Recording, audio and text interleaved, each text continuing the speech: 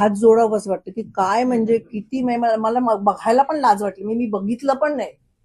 इतके लज्जास्पद म्हणजे अगदी काय प्रत्येकाच्या माझं असं म्हणणं की मी तर तुमच्यातर्फे सगळ्यांना निवेदन करते.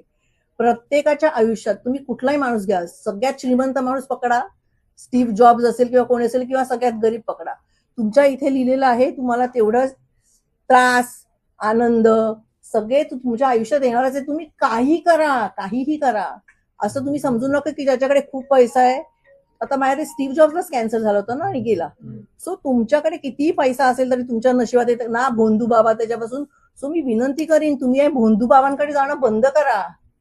म्हणजे आमच्याकडे इतकी लोक आली होती, मी नावं नाही आता घेणार. त्यावेळेला आमचे 13 आमदार आले होते, माझ्याकडे इतके लोक आले होते भोंदूबाबांसाठी. मी त्यांना भोंदूबाबा म्हणते, तेव्हा ते स्वतःला ब्रह्मा, विष्णू, महेश, विष्णू, लक्ष्मी, पार्वती काही स्वतःला म्हटलेलं असतं. मी सांगितलं थँकफुली माझा नवरा पण तसाच आहे. आम्ही सांगितलं आमच्याकडे कोणी आलं तर आम्ही पाया पडणार नाही. तुम्हाला आम्हाला भेटायला यायचं तुम्ही भेटायला या. प्लस आमच्यावर फोटो काढून लोकांना जर सांगितलं की आम्ही तुमचे भक्त होतो, आम्ही तिथे तुम्हाला येऊन कान फटवणार. सो आमच्याकडे कोणी येतच नाही किंवा आम्ही पण कोणाकडे जात नाही. सो माझं लोकांना विनंती आहे, भोंदू बाबा फसवतात म्हणजे तुम्ही पण व्हिडिओ बघितले असतील. कोणती बाई बेशुद्ध दिसते हो तुम्हाला? काय म्हणजे काय चाललंय, आपला समाज कुठे चाललाय? म्हणजे आपण महाराष्ट्र हा समाज सुधारक किती लिस्ट आहे हो आपल्या, संतांपासून हुशार माणसांपासून सायंटिस्ट पासून साहित्यिकांपर्यंत. काय म्हणजे लोक वेडे झालेत का काय कळत नाही मला.